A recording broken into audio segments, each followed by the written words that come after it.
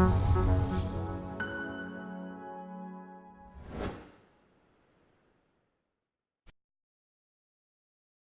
I then touch a little bit on the criteria that we asked our members around the world to vote for the Global Market of the Year on? And the first one really was taking the organisation with you and people focus. And as we were discussing briefly before, I think this is a broader issue than just the marketing department. So can you give us some insight as to how you've led Unilever through this transformation? Well, I think the biggest transformation, of course, that's happening right now in the world and in marketing is, of course, the whole tech area and the internet. I'm speaking the obvious, but hold on, we're a soup and soap company, so what's tech got to do with that? Yep. Well, what it's got to do with that, I think two things, one of which is the way people engage with brands and with each other has dramatically changed, as you know, through social media and others. And the other thing is the path to purchase, the consumer journey. And it's not just about e-com. It's too easy to say, oh, it's about e-commerce. No. It's about rating and reviews. It's about search. It's about people sort of researching online on e-com, but then shopping in bricks and mortar, or vice versa. And we've had to replot consumer journeys for all our brands. And that transformation has been massive. So firstly, I think we've had to think about our strategy and make a clear strategy that people follow. So we have this thing called the 5C strategy, with consumer journeys in the middle, 1C, then connect, so that's the whole media side, content, and content much more just than interruption advertising, which I still love, but about building real content. And we've gained some good success on recipes and cleaning tips, etc. And then a C around community, which is actually really data, but data begins with a D, so community, about how you use data to understand, etc. And last but not least, commerce, and making sure we look at the whole user experience throughout it all. So that's the first about the strategy. The second thing is we've changed the organisation. We'd built up an organisation which was brilliantly fit for purpose for building big global brands. And we had brand development, which was the categories, and we had brand building, which is in the countries. So brand development across the world, leveraging scale, expertise, etc. Building advertising, innovation, pack design. And then brand building locally, engaging with things that were specific to a culture, a language, a retailer, habits, etc. And that worked amazing. And we built, Dove, Dirt is Good, Lynx, Axe, into massive brands around the world. But what's happened in the post-digital era is people are really interested in content which is delivered in real time, in the culture, in the language. So who's best at doing that? Well, of course, the people in the local markets. And I suddenly sort of found out that we were just producing just far too much content. Yep. So we had the global guys producing content, the local guys producing content, and we were spending too much on content production. And we weren't even wearing our assets out. So we were like working really, really hard to get a fantastic ad, put it on air, your mum's seen it, your sister, your brother, maybe 5 consumers, and then we'd pull it off air to put the next asset on air.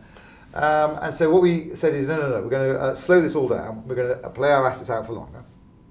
But what we're really going to do is we're going to create one marketing department again, because we'd essentially created 2 marketing departments with both building content.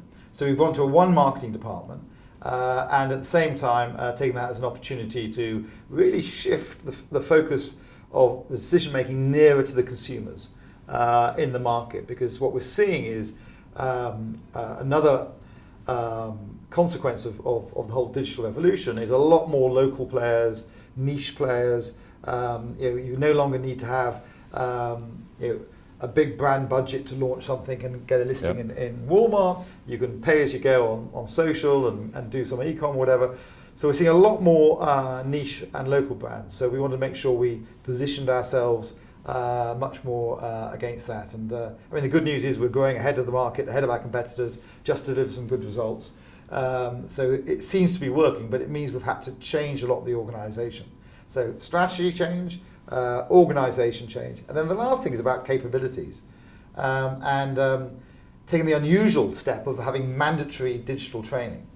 And that's very Unilever-like. I'm sure other companies do this, but from my colleagues, the executives, right down to the most junior, with modules about big data part 1, big data part 2. Do a test at the beginning of it. It's a video-based module. A test at the end. If you don't pass the test at the end, you have to redo it. And we've done that across all our marketers.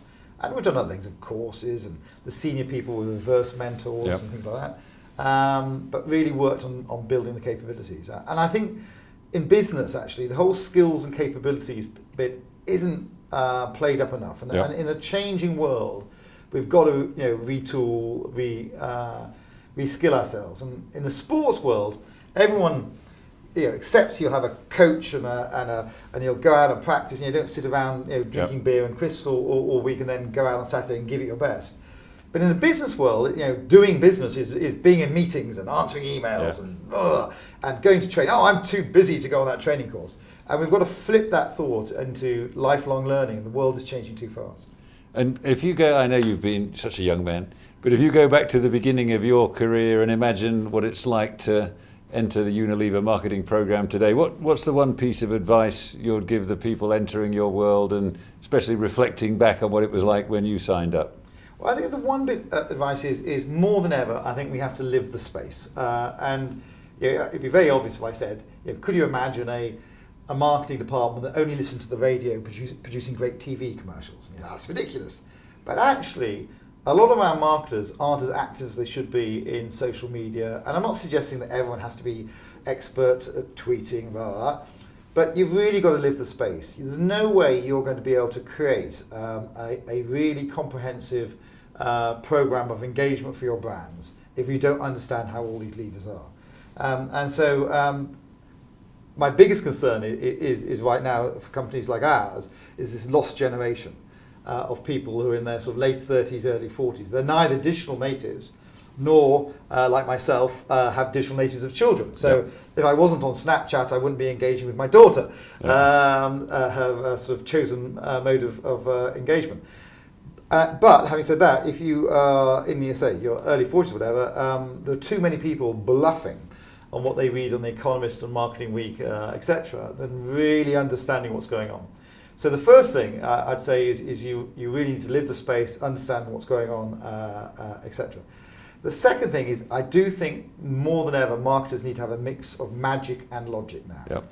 So when you joined, you could get away by being a brilliant marketer by being brilliant at the magic. Yep. Something creative, breaks the clutter, gets noticed, builds an emotional bond, all that stuff. But if you don't now also leverage the data side of marketing, not only for targeting, but also for understanding people better, it's a real race to say who understands the consumer better. Yep. And if I understand you a little bit better than the competition, I'll win. If I understand you a little bit less, I'll lose. But it's a binary.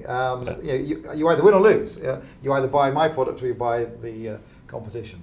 So I think magic and logic, we've got to have both.